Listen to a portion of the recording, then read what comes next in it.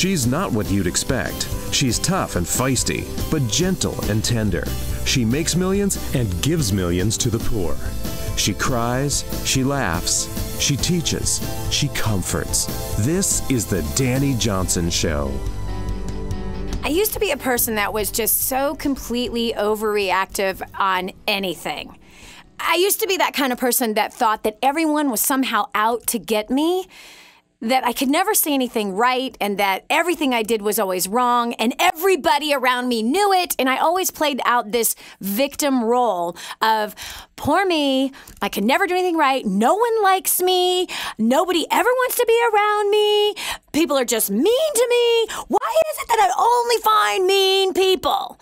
Welcome to the Dani Johnson Show. We're talking about that sneaky little devil called offense that somehow sneaks into our lives, usually when we're younger, and then we like to entertain it, we like to coddle it, we like to treat it like a baby and bottle feed it. Some reason we like to keep it inside of our lives. People who carry offense, what does that mean to you, right? You're like, what are you talking about? What do you mean carry offense? What is that? That when we take offense to correction, when we take offense to somebody else's opinion, I see this all the time in people. I've been working with tons of people, like hundreds of thousands of people for the last 25 years in my profession as a speaker, a business consultant, and a financial expert. Hundreds of thousands of people that I've come across face to face in my life. And I can tell you that there are some that have been taught to take offense over somebody else's color of their skin or their gender or based on what God they serve. And so right away, in fact, I've seen it even with people who've written things to us, notes that they've written us after I'm speaking on stage. I might be wearing, I don't know, nothing that's inappropriate, obviously, but I just don't like the way she walks. It offends me.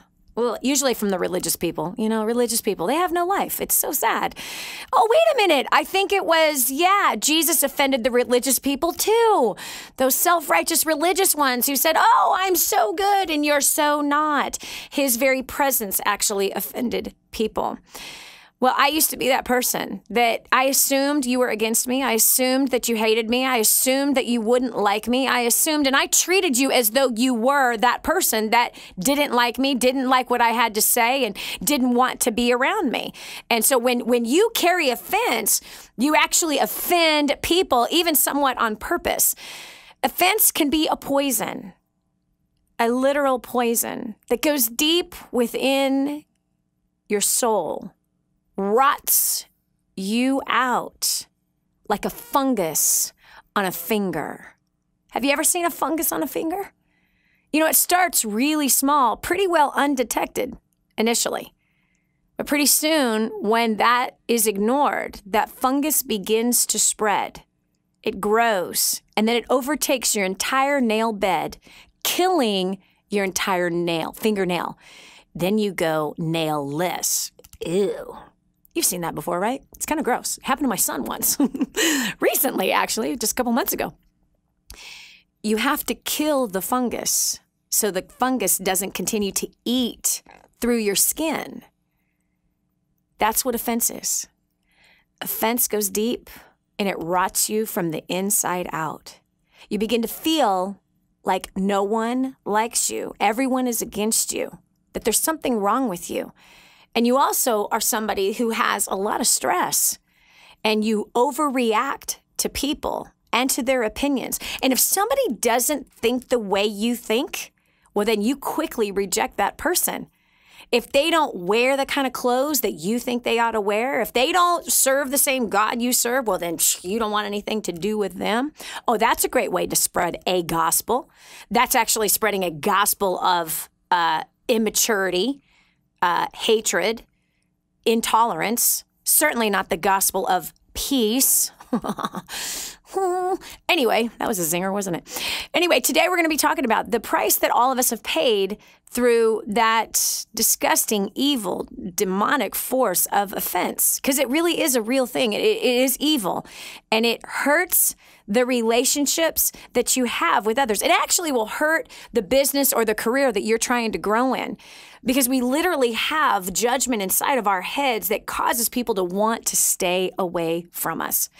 So as offense, do you get offended really easily? Or do you defend yourself? Because the fruit of offense is defense. Defending yourself. Defending your position. Some people even try to fight with their Bibles. Now that makes a lot of sense. Yeah, that's certainly going to win somebody over into believing the Bible. But they like to fight and say, no, I'm right, you're wrong. Anytime you are defensive with people, it is surely a sign that you have been offended. And the Bible clearly says that being offended is stupid. It's foolish. It's not wise. It actually hurts you, and it really hurts others. So let's talk about this today. Do you get offended easily? What offends you? What offends you? What bugs you that's going on maybe out there in the family or at work or in our government today or in our church today? What seems to just push your button that causes you to react, and then you get yourself in a situation, you find yourself defensive even in an argument? What gets your goat?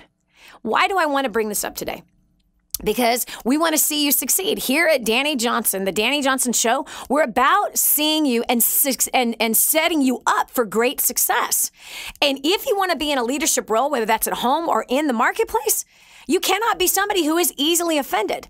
One of the greatest leaders that I've studied in the Bible, next to Yeshua, the Savior, the Messiah, would be King David.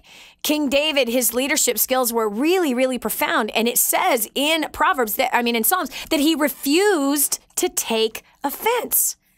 That when somebody attacked him, attacked his character, attacked his nobility, attacked his purity, attacked his track record. When somebody has done that to you, what do you do? What is your response? 844-200-3264. 844-200-3264. King David's response was he refused to accept it. He refused to internalize it. He chose to quickly forgive and give the benefit of the doubt. He chose to forgive, give the benefit of the doubt, and to bless his enemies. Loved his enemies.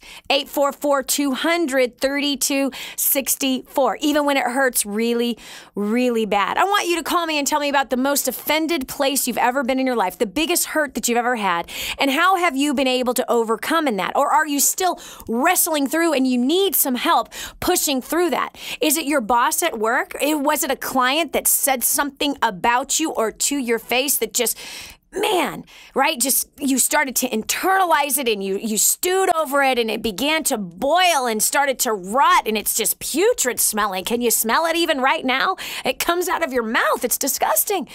And then it makes you also not go all in on that job. You're afraid now. You've created limits for yourself because you don't want that to happen again. You don't want to get hurt again. And so we try to think that somehow we can protect ourselves from getting hurt, but we cannot protect ourselves from getting hurt. We can't. But what we can do when we do get hurt is to forgive. 844-200-3264. That's 844-200-DANI. We're going to be taking your call, hearing your story. This is your show. This is your time to either get advice about how to move past that sludgy fungus that seems to be rotting inside of your belly, or how have you been able to overcome in this place? I'm telling you what, offense is something that is presented to you and me all the time. It is. It clearly is presented to you and me. It's presented in our marriages. I know for me, throughout the years, there's always opportunity to be hurt. There's always opportunity to take something in the wrong context. There's always an opportunity to get upset with something that wasn't done, a promise that wasn't kept, a commitment that someone didn't follow through with. And it's really easy to let our head just go round and round like, I can't believe that he did that. I can't believe she said that. Why in the world does she not know? Or why in the world did he even think for 2 seconds that that was the truth? I am completely hurt that he did not defend me. Do you know what I'm saying? Have you had these words go off in your head? I've had those things in my marriage where I had allowed without knowing it. And mind you, I'm a person who really believes in forgiveness. I do. I practice it sometimes on a daily basis. But hurts can slip in. And those hurts then change the way we see even the person we sleep with every single day. It can change how we see our kids, our friends, our coworkers, our clients, the TV personalities that you're watching every day, the radio that you're listening to every day. It literally defies clarity. It clouds. It makes us numb and a little dumb. Do you have confusion about you, about your life, about your future? There's a good chance that there's a deep-seated hurt. And with that hurt comes offense. And now we get offended so easily. We fly off the handle so easily. We assume far too much. And in that, when we do that at work, we get passed up. We don't get promoted. We don't get raises. We don't get bonuses. But instead, we get passed by. And oftentimes, those who are carrying around that deep hurt with them all the time, they don't even know why they've been passed by. They don't even know why they've not gotten that promotion or that raise, because they have failed to look in the mirror. They failed to look and see what other people are looking at every single day. They have failed to look at that attitude that they're carrying into the marketplace, carrying into the grocery store, or at the gas station. Listen. If people in third world countries who have absolutely nothing can walk around with a smile and a hip in their step and a glide in their stride, what's wrong with you? Huh? What's wrong with you? That you can't smile when you're at work? You're at work. I hate my job, Dani. You don't know. I hate my boss, too. He's a jerk. Now, I think you might be the jerk. You might be the jerk. Because you are completely ungrateful that somebody actually took a risk on you and is willing to invest into you, willing to help you make your mortgage payment every month, willing to help you put food on the table every day for your family. The jerk is the one who says, I hate my boss.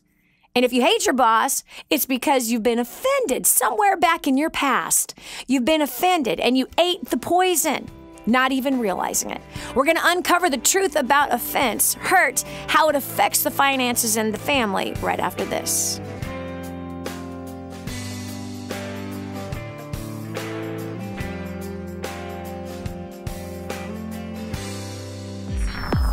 Stay right where you are for more of the Dani Johnson Show.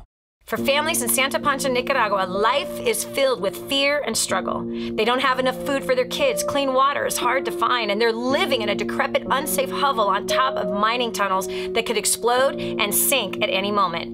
But a miracle is in the making, and you can be a part of transforming this village. Go to kingsransom.org and click on Santa Pancha to see how you can help. That's kingsransom.org, kingsransom.org, and click on Santa Pancha.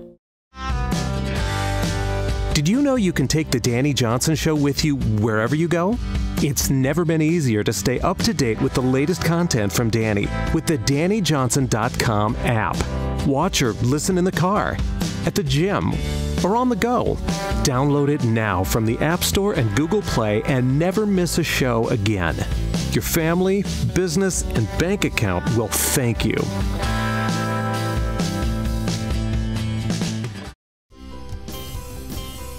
And now, back to the Dani Johnson Show. Being hurt is your choice.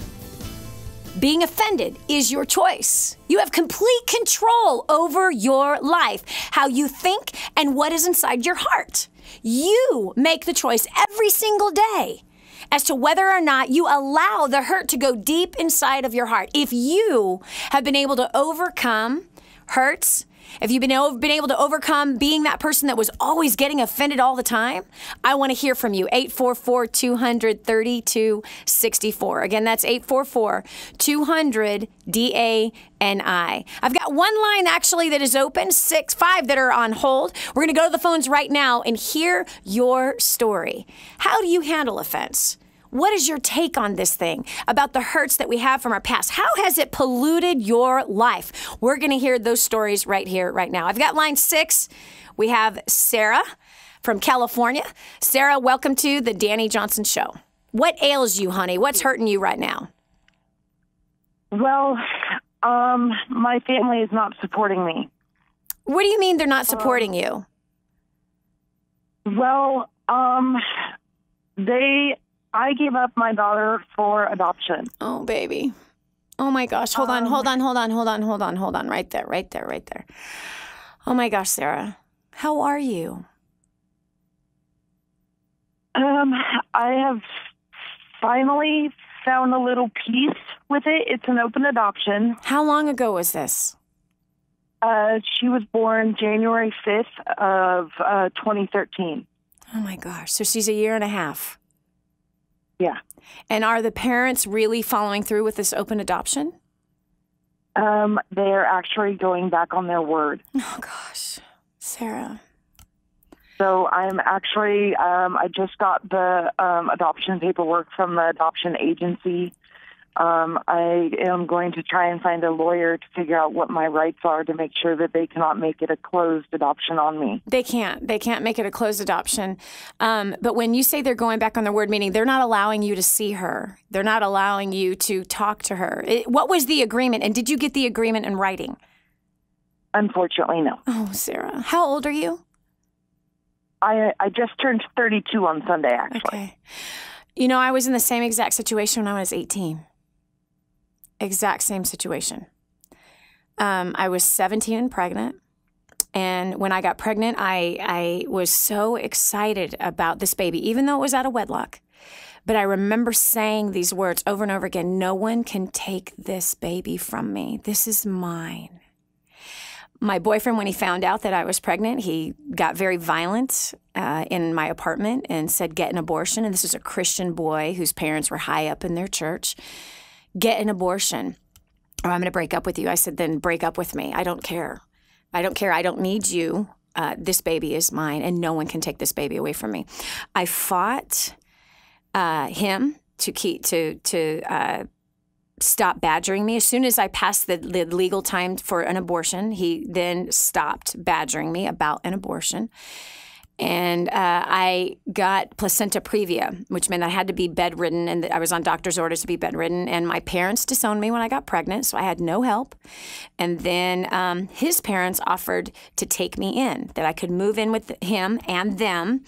Obviously, they didn't allow us to sleep together, which, was fine. But right away, as soon as I moved in, they started to work on me about adoption.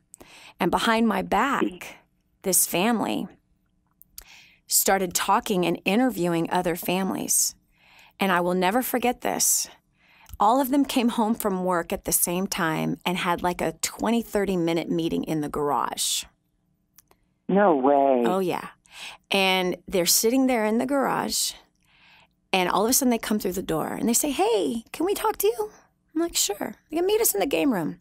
They hand me a file folder, and this is what they said to me. This is what his parents said to me. Christian people, high up in their church. You and Brent are not going to get married. They are condoning their son's irresponsibility here of not marrying the mother of their child. They're telling him not to marry me right in front of me. You and Brent are not going to get married. How are you going to support this child? What if your father does to this child what he's done to you? You're going to have to end up working, or you're going to be on welfare for the rest of your life. You're not going to be able to provide for this child on your own. This went on and on and on. After they had said those words, what if your father touches this child the way he touched you? I had been molested by my father, violently abused by my father. So this was desperate. Yeah, as well. There you go. Now hold on one second. I'm going to continue in this story, and we're going to unfold a solution for you, Sarah, right after this. Stay right where you are for more of the Dani Johnson Show. More resources, more training, more results. The DaniJohnson.com Insider Membership is your ultimate success shortcut. Get exclusive access to reports, videos, audios, ebooks, cheat sheets, and other training for your personal and professional life. This is truly DaniJohnson.com's best kept secret. Become an Insider member today and get on the fast track to success.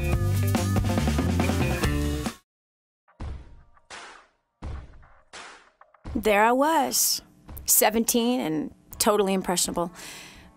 Being rejected by my biological father, being rejected by the man that adopted me and raised me, verbally abused me, physically grabbing me by the throat, shoving me up against walls so that I'd be eye to eye with this man who is 6'10", 350 pounds. This man would kick me across the room with his size 16 shoe. He also sexually touched me when I was just a budding teenager. I was totally rejected by my parents when I found out that I was pregnant, and I wanted so desperately to gain acceptance from other people that I ended up doing something stupid, having sex out of wedlock. I got pregnant first time with my boyfriend, and this was a nice Christian family who I wanted to be a part of so bad. I wanted so desperately. I wished that they were my parents. So here I am. I'm so impressionable, and I'm pregnant with their grandchild. But they did not want me or that child. So Sarah's joining me right now. She's in the midst of an open adoption. She had a baby 1.5 years ago, and her family is not supporting her. Sarah, I so identify with your story, and I'm so sorry what has happened. I've been in your shoes. This was 28 years ago.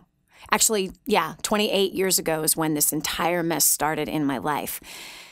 Long story short, they convinced me to have an open adoption. And I went against my better judgment, and I did something I regret with everything that is in me. I regret it with everything that is in me, Sarah. I wish I could turn back the hands of time.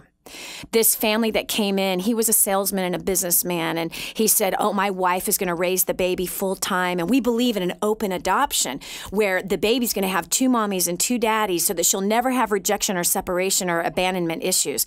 The baby will be able to see you whenever you want. When she's 5 years old and she wants to come and visit you, we'll just put her on a plane and send her up to you. You'll be there when she crawls. You'll be there when she walks. You'll be there to hear her voice, and she will hear your voice. You'll be a part of her life. This is what That's what they told me. Oh, baby. This is exactly what was sold to me, Sarah.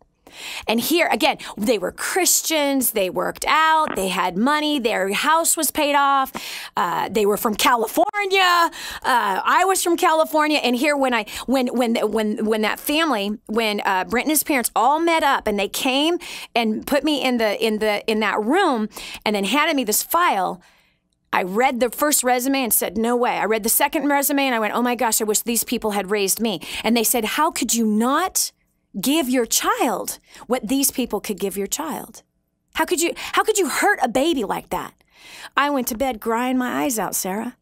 Sarah, I was bawling. And from that day forward, I began to have nightmares of my dad touching the baby, who I didn't know if it was a boy or a girl. But I imagined, what if this is a daughter? And what if he molests her the way he molested me? I'd wake up, Sarah, crying, screaming in the middle of the night. I was tormented from that day forward and felt so much guilt. How could I hurt my baby? What if my dad beat my child the way he beat me? I was so manipulated, Sarah. And I made the biggest mistake I'd ever made. I waited to the last minute to sign those papers. In fact, I was a week late signing those papers. So I understand. I know that when January came around and your baby turned 1, I know that when January came around, January 1st, you began to get so depressed your heart began to be so heavy. For 14 years, that happened to me until I met my baby girl when she was 14. And see, I don't want that. I want to be a part of my daughter's life. Yes. You know, they have two adopted sons. The sons are 9 and 7. And, you know, and they know that they're adopted. The boys know that they are adopted. They have separate moms. The boys have separate moms. Yep.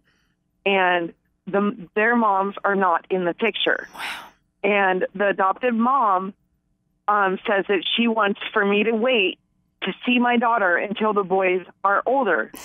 She goes, I want to wait till the boys are older because I don't want to have to explain to them as to why their mothers are not in the picture and you are. And I'm like, that's not my problem. No, that's not the promise that they made. They told you can see your daughter. Now, let me tell you something. If it's an open adoption, you can go see your daughter. There's nothing illegal about it. And that's how this whole thing turned around when my daughter was 14. So, and that's what happened, is that the adopted father, by the way, cut me off for years. I allowed him to do that. He said, if you come anywhere near my town, I will have you thrown in jail. I allowed his intimidation to shut me down. They promised to send letters and pictures of my daughter every 3 months. They promised that I would see her. They promised that whenever I call and ask that I want to come and visit, I could. So then all of a sudden, as soon as the adopted papers were signed, they cut off. They changed their phone number. They changed their address. They reneged on everything. And then it got worse when I became successful. And then I'm all over television. And I'm not kidding you. They manipulated like you cannot even imagine what they did. And the bottom line is, God Almighty knows the truth. And God Almighty, I don't even want to tell you what happened to Brent's parents. I don't even want to tell you. I haven't done anything to anybody. And God has brought his judgment where his judgment needed to be brought. He brought his correction on the people who completely took advantage of a 17-year-old girl. So here's the deal. I'm not asking for her back. No, you want the promise that they made you. And by the way, that's such a lame excuse. They can bring that child to a place where you can see the child. The boys don't need to be there. Find a babysitter for the boy. Dad, take the boys out for the day. The boys are probably in school. This is nothing but an excuse. But I want you to call the state of California. I want you to tell them, okay, and they told you can go find your daughter. You can see her. It's an open adoption. There is no law that prohibits, at least back 14 years ago, 10 years ago, when hold on, how old is she? 27 now. 13 years ago, there was no law. This is what they said to me. I called 5 different people. I talked to 3 different supervisors, and here's what they said. If it's an open adoption, there is no law that prohibits a mother from finding her child. You can go, and you can go now. And I did. And I did. And I helped my daughter no longer sleeping around. Helped my daughter go from failing in her grades to A's in her grades. Helped my daughter to clean up her life and stop taking drugs. Because the life in which she had been raised in put her in sex at 13, pregnant even, losing a child at 13, sleeping with 17-year-old boys, failing in school, and completely tormented by a perverted man that was within her home. So clean up her life. She's now married. She now has 4 kids, trying to adopt 2 kids. So if you pursue, there's no legal recourse that can come against you. And according to the state, they even can help you find somebody to make sure that this does not happen. I'd be serving them papers saying, this is what you agreed to, and this is what I'm asking for, period. And you need to pursue it. I wished, Sarah, that I was not so young and impressionable that I allowed someone to intimidate me. I allowed his threat that was not even legal. Do you know what I mean? He couldn't stop me from coming and seeing my child. He couldn't stop that from happening. He agreed to an open adoption. He promised and sold me that it was best for the child so the child did not have rejection or abandonment issues. Here's another thing. They promised she would always know she was adopted. They did not tell her. The neighbor told her when she was 5 years old. 5 years old, she finds out from the neighbor. Yeah, the boys have known that they are adopted, and they told me that she will know that she's adopted. And they told my boyfriend, we broke up, but they told us that she will know that she's adopted and that she will know who I am. But they also said the morning that we signed the papers, they told my boyfriend and I that we will be aunt and uncle until she's old enough to understand who we are. Wow. Okay, time out right there. Check this out. I cannot believe how close your story is to mine. We got to cut over to a break really quick. I want you, please don't make the mistake I made. These people that took my baby told my baby after she found out she was adopted, Sarah, that they didn't know me. They didn't know where I was, that I was a prostitute and a whore and a drug addict, and I had some 11 children, and she was the first one I gave up for adoption. That's what they told her. They knew I was successful. I sent them articles that I had been on, television shows I had been on. They knew that I was not what they would even say to my daughter, "You're white trash just like your mother." They told her they didn't know my name, didn't know where I was. They knew my address. I would send pictures of my other 4 children, sent Bibles, sent dresses, sent dolls. I sent gifts every birthday and Christmas. They did not give any of it to her. You need to make sure you exercise your rights, Sarah. Do not play the victim in this deal. That is what they agreed to. Now you get them to pony it up. This is Dani Johnson. We'll continue with more right after this.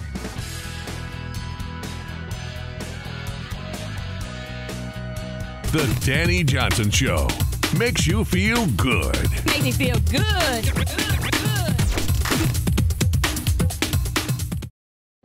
Did you know you can see Dani Johnson live and in person? Go to DaniJohnson.com and find out about our next live event. First Steps to Success. Register today. Call 866-760-8255 or go to DaniJohnson.com/FSTS.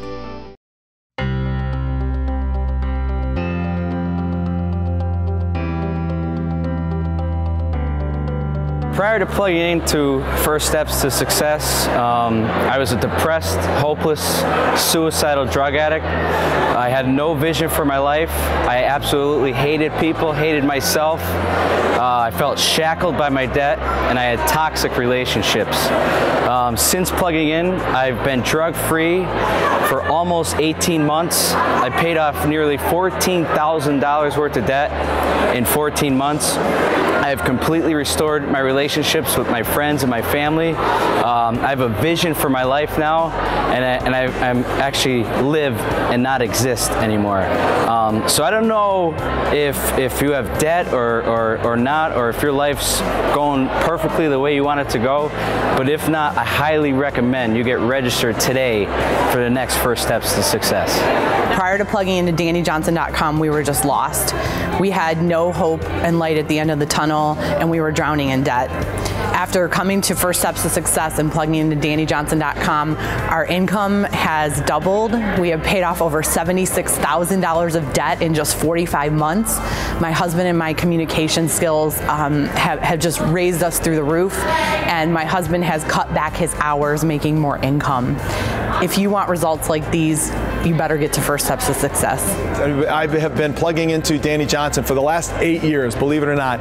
And people say, why so long? Well, because there's a lot to do in life, and it has changed every area of my life. My business has exploded. My spiritual life has been unmatched, and my relationship with my wife and my family has just been fantastic. We've paid off over $200,000 of debt in just 2 years. We're debt-free, and I just could not be happier. But if you want to change any area of your life, whether it's your business, your marriage, your relationship with your kids, your financial situation, or getting out of debt, or your spiritual life, I would tell you, you cannot afford to miss First Steps to Success. It has just been a blessing to me and my family. So I really invite you to just get online and get your ticket to the next First Steps to Success. Thank you very much.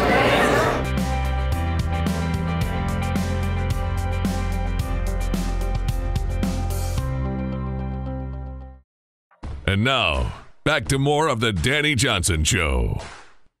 I hate injustice with a passion. Maybe you're one of those people that you can hear about somebody else being taken advantage of and you just go, oh, too bad, so sad for you. I'm not that person. I cannot stand it. I've been taken advantage so many times in my life, and I have watched people in powerful, influential positions take full advantage of the weak. And you and I are supposed to stand up and protect those people who are in those weak places. Now listen, I've been hurt a lot in my life. I just finished sharing a story with you of a painful is not even the word. But at the end of the day, I had to make the choice to forgive those parents who adopted my first baby. I had to make that choice because it was eating me alive. They promised so much, they delivered nothing but lies. Straight up lies. And these people are churchgoers. But here's what I know. I know that I have sinned just as much as them. And I had to make the choice to forgive. I had to make the choice to forgive. Why? Because it's my sin if I don't. And the fact is if I think that someone else is not worthy of being released from the lies that they've said about me or how they've stolen from me, well then, here's the reality. I'm just as wrong as they are because I have forgotten about the mistakes I've made and what Jesus has done for me. So being hurt quickly turns to a deep-rooted, festering fungus called offense, which then makes you a defensive person, a stressed-out person, a person who is overreactive, a person who trusts nobody, and a person who is constantly singing the victim song. We're dealing with offenses and hurts and walking you through the healing process of that today. And if you have already walked through that healing process, we want to hear about it. Line 5, we have Hillary from Virginia. Hillary, welcome to the Dani Johnson Show. Hi. What can we do for you today? Yes, I was calling because I had a question. How do you deal with people who you haven't done anything to, but they'll find reasons to be offended with you? For an example, if you come in like a church setting, you come in, it's your new church setting, you're quiet, you don't mind staying in the background or whatever, and when they invite you like to different events and stuff, you have the option of saying no. But if you say no, then you're hiding something. And I just want to know, how do you deal with that? Because my family and I have been through a lot, and it's not that we have anything to hide. Sometimes we just don't have the money to participate with everything and everybody, and we just need to know how do we handle situations like that. Yeah, girl, been there, done that. No fun. Why is it the church people are like that? You know what I mean? I thought we're supposed to love. I thought we're supposed to accept. See, what's going on is they are getting offended because you have rejected the invitation to come and go someplace with them. That's the reality. And by the way, Hillary, that's on them. Yeah. Hillary, that's not on you. You reserve the right to accept an invitation or to not accept an invitation. And you cannot be afraid of the recourse from them. If they judge you or they think that you're hiding something, by the way, let me go here. Did they tell you they thought you were hiding something? Well, we heard it from the pulpit. Wait a minute. So you're saying that your pastor got up and said, Hillary and her family must be hiding something because they did not join us at the Sunday picnic the other day? No, what was that? We was on a Wednesday night, and we were the only ones that stopped hanging out because they didn't know our finances. We were. Okay, whoa, hold on. How many people are in this church? There were maybe about 50 people, and it was mainly a family church. Okay, so 50 people, and you are 100% for certain, emphatically, in fact, you would put $1 million on the statement that says you were the only family that stopped going to events with them. We at that time we were. Okay, hold on. You're willing to take your entire life savings and bet it on that statement? I bet it 100%. Okay. Because there was some other things that happened as well that I just wanted to know the answer to the question that I asked, because I have been battling with that. And I'm like, well, how do they get that from that? And it was... Okay, well then, Hillary, here's the answer. Here's the answer. You go straight to that pastor. Mm-hmm. If he's the one that said it from the pulpit, first of all, he ain't got no, forget it, I got to be clean, guts to actually talk to you face to face. And if he is so-called pastor, no wonder that he only has 50 people in his congregation. He don't even know the heart of the people. He don't even know what the needs are. Because if he doesn't know that you're in financial status, that your financial status right now is not healthy, then why do we call this man a pastor? Because his job is to shepherd his people. And in shepherding his people, his job is to be able to protect them, not stick a fork in them, not publicly abase them when everyone knows you're the only family that hasn't been going to the picnic. So whatever. So you go face to face with that pastor. You go face to face with him. And you say, Mr. Pastor, I love you. And I just want to make sure that I haven't done anything to offend you, or that our family hasn't done anything to offend you. I want to make sure that we're in right standing before God and the rest of the congregation. Last Wednesday night, a comment was made from the pulpit, and I just want to make sure that you are not addressing us publicly versus coming to us with Matthew 15, verse 18, I think it is, or 18, verse 15. Yeah, it's Matthew 18, verse 15 through 18. Mr. Pastor, did we do something wrong by not coming to that church picnic? I'd ask the question, Hillary. Do not let that go by. Do not let that go by. I go face to face. First, you need to forgive him. I now need to forgive him. You need to forgive him. We have to. Okay? You need to release him. You need to bless him. Okay? The whole family, we forgive you, we release you, we bless. No, guess what the proof is that you haven't forgiven? Is because you still have this question, and you said you still are dealing with it. So therefore, you haven't gone and done what the Bible says to do, which is to confront the issue.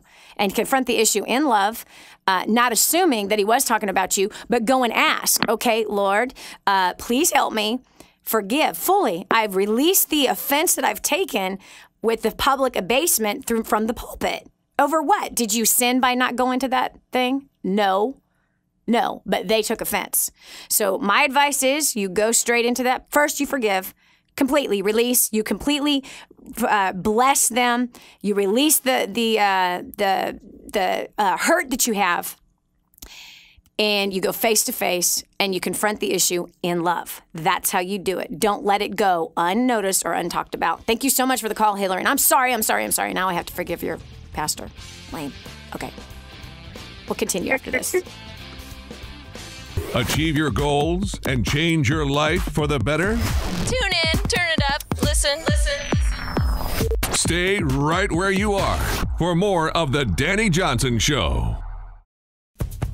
More resources, more training, more results. The DaniJohnson.com Insider Membership is your ultimate success shortcut. Get exclusive access to reports, videos, audios, ebooks, cheat sheets, and other training for your personal and professional life. This is truly DaniJohnson.com's best kept secret. Become an Insider member today and get on the fast track to success. Now, more of the Dani Johnson Show. You know, the bottom line is this. You and I are going to continue to get hurt in our lives. I'm like, Dani, that's so depressing. Well, get over it.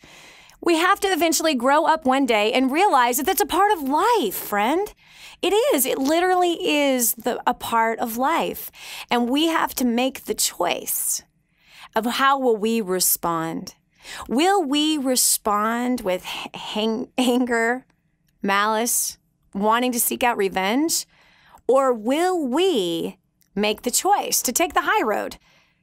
Will we take the high road and give to our offender what we would want to receive when we have hurt somebody else?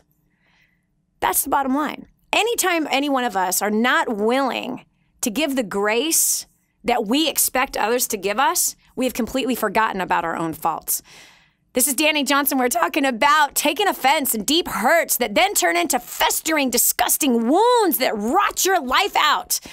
They also inhibit your dreams, your goals, your aspirations. Also will draw you into depression, even suicide. No joke. That you can literally take a word that somebody spewed out of their wicked heart and you receive it inside of your heart, and it makes you question who you are. Makes you wonder if you can make it. Makes you renege on the commitment you made towards going after something that was worthy of your time.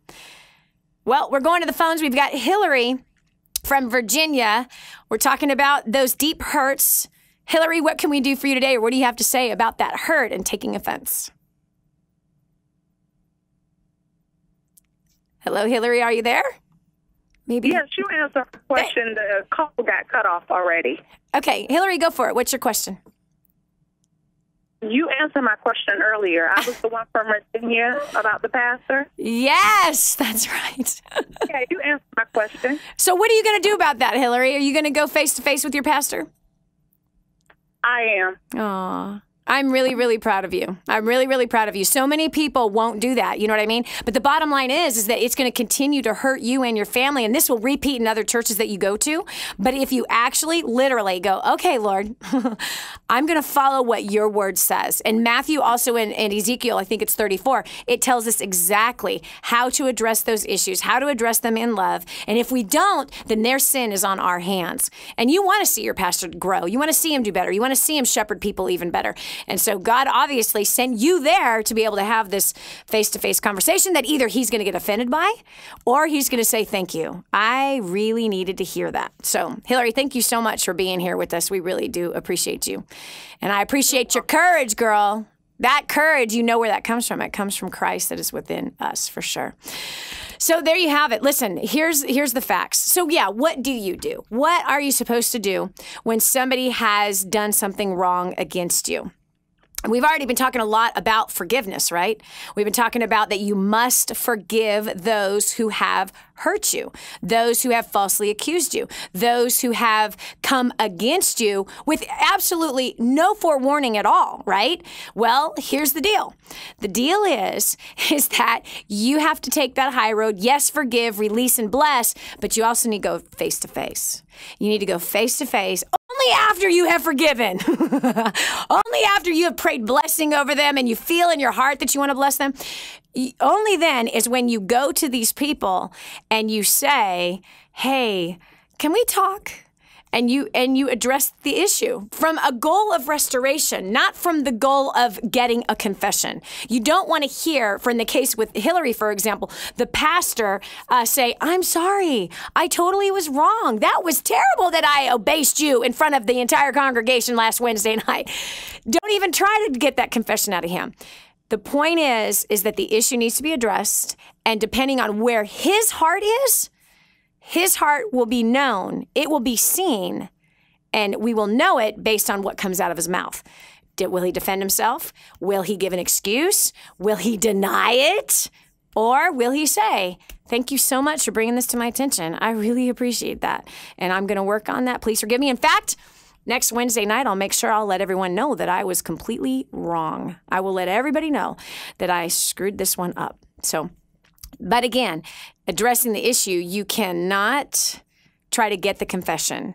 Your job is just to have the conversation. That's the only part of your job, and that's it.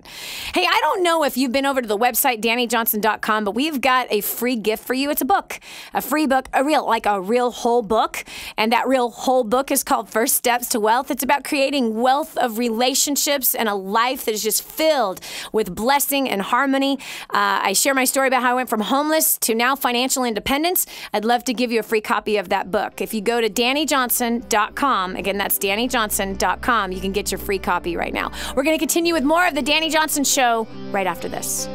Don't go away. The next segment might just change your life. This is the Dani Johnson Show. Imagine living in a decrepit, unsafe hovel made of waste material on top of old mining tunnels that could explode and sink your home at any moment. Imagine no water to drink, no safe place to raise your children, no food for your starving baby. Imagine that your kids can't learn to read because they have to work to support the family instead of going to school. Could you imagine living in that kind of fear and hopelessness? This is exactly what families are dealing with in the poverty-stricken village of Santa Pancha, Nicaragua. These families can barely meet their basic food, water, and housing needs. We are transforming that village. Be a part of this miracle. I want you to go to the website now and learn how you can help. Go to kingsransom.org and click on Santa Pancha. There you can join with other warriors against poverty and help bring a miraculous transformation to Santa Pancha. That's kingsransom.org. kingsransom.org. Hello. Improving the quality of your life. The Dani Johnson Show. I love it.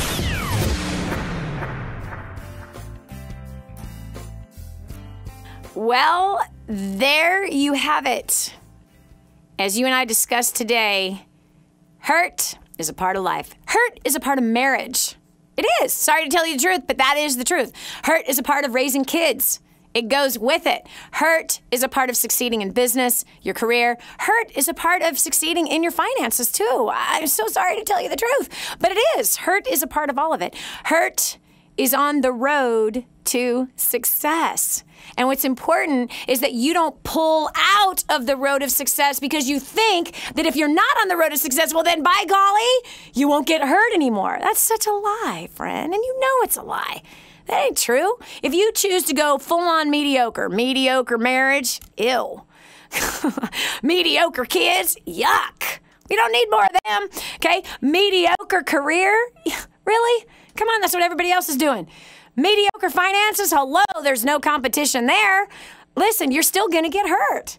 Whether you're going for the path of your dreams or succeeding or doing something really important with your life, or you're not going, either way, hurt is on both roads. It's on the path of mediocre and it's on the path of success. So I much rather be on the path of success and learn to grow up whenever hurt comes towards me, or not receive it, to just choose to leave that hurt aside. Choose to not pick it up. Choose not to receive it. Choose not to even hear it. But to choose to realize that that person that's spewing or that person that is doing something that is hurtful, that simply is just showing the wickedness that is in their own hearts. And by the way, as that wickedness is revealed, you might want to look in your own heart too. Seriously.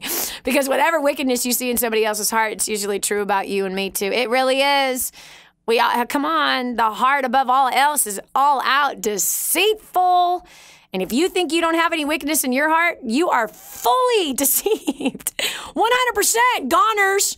So you might want to, drink some coffee and wake up and realize that, I probably need to look at my own heart. I'm hard enough to manage my own self, let alone trying to manage someone else, right? Come on. You're not going to change your spouse. You're not going to make him stop hurting you until you stop allowing yourself to be hurt.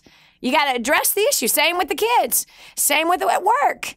Same with your friend. Or same with like what we heard earlier today about with Les about this old high school buddy that's just attacking him on Facebook and mistreating him. When you let people do that to you, you're teaching them it's okay. That's why you got to confront the issue and be done with it. Confront it, and then it's on their own head. They're going to deal with their own consequences because the bottom line is this. There's a law called the law of reaping and sowing, baby. What you put into other people, you will get back. Bottom line, what you plant, you reap. So for me, I much rather plant some blessing, right? I much rather plant honor and respect. Here's something here's a quote from Brigham Young. He who takes offense when no offense is intended is a fool. And he who takes offense when offense is intended is a greater fool. Ooh. So whether or not someone purposely tried to offend you or they did not, you're a fool if you take it. Don't touch the poison today. Choose to say, no, thank you. I don't receive that. That's not for me. I'm going to choose to bless. I'm going to choose to bless. I'm going to choose to encourage. And if that same wicked person keeps coming, then you draw the line in the sand. You say, no mas. We're done. Goodbye. Okay, I'm not talking about go get a divorce. That's not what I'm saying. Don't you read something into that. You need counseling if that's going on in your marriage. Like I've needed counseling throughout my whole marriage. Really, Dani? Uh-huh. Why? Because we were two messed up kids who came from both abusive backgrounds, both molested, both abandoned, jacked up, okay? And you take those two jacked up people and you put them in the same bed together, and then they start making babies, and then they work together. Woo! I know I'm having too much fun. Anyway, so the bottom line, friend, you're in control of your own heart. You're in control of how people treat you by whether or not you confront the issue in love. And you can make the choice to be on the path of success. Yes, you're going to get hurt there. And the path of mediocre. Yes, you're going to get hurt there. So to me, it might as well be worth it. If I'm going to get hurt, it might as well be worth it by bringing me great success in the future. I want to close with this. Years ago, okay, so 25 years ago, I started in business, right? And I had no business starting in business at all. My first business, okay, I had followed around this millionaire around the country, spent $25,000 at his seminars, learning, taking notes, just like looking at him like he was a god. That was my first business mistake. So I would hang on every word. I mean, I would stand in line for an hour trying to get his autograph, and I would hold on to that. You know, I just respected him so much. Honestly, he was my idol, and that was a terrible, terrible thing to do. And I reaped the curse of having a man as my idol, because just a few months after I went off and I married some guy that I only knew for 7 days, stupid, I end up embezzled by that same millionaire. Oh, my whole business was stolen. I actually was in the process of selling it for $250,000. I had an offer of $250,000 for that company that I built. I wanted to be done, so I made it profitable enough to sell it for a lot of money. $250,000 when you're 20 years old, 21 years old is a lot of cash. The transaction was about to be finalized, okay? Contracts were in hand, and what happened? We go to now check the accounts of all of my clients, and zero sales, nothing. The reports had big fat goose eggs. And this man had done it so strategically that it was going to cost me a ton of money to fight him. So I lost it all. And that's actually how I ended up homeless. Not to mention my husband then just decided to step in and so then my bank account was drained. I had a $35,000 debt and a husband that was now living with some blonde model in Japan. Friend, I became homeless as a direct result of that. I still would be homeless to this day if I had not forgiven that millionaire guy that stole my business and my husband who promised to take care of me until death do us part, who had now committed adultery twice in 4 months. And he did not pay his debts, but left me with those debts. I'd still be homeless today if I had not chosen to, give grace. Not because I was a good person, trust me. It was because I was tormenting myself with the pain and the hurt. But I chose to forgive. I chose to release. I chose to bless, because I knew that given the same exact circumstances, if I were in their shoes, I knew that I had just as much wickedness inside of me to do the same exact thing. So I chose to forgive. What happened from there? You know the story. In the next 2 years, I made my first $1 million. I've made millions of dollars since, and I have a passion for seeing you succeed. Thank you so much for joining us today. I hope you enjoyed the show. Come over to Facebook. Meet us up at Dani Johnson Live or on Twitter. Let us know how today's show helped you in any way. God bless you. We'll talk to you soon. Bye. Did you hear that last segment? Do you know someone else who needs to hear it? Go to DaniJohnson.com, find today's show, and share it online. Join us. This has been The Dani Johnson Show. If you want to hear more, visit us at DaniJohnson.com.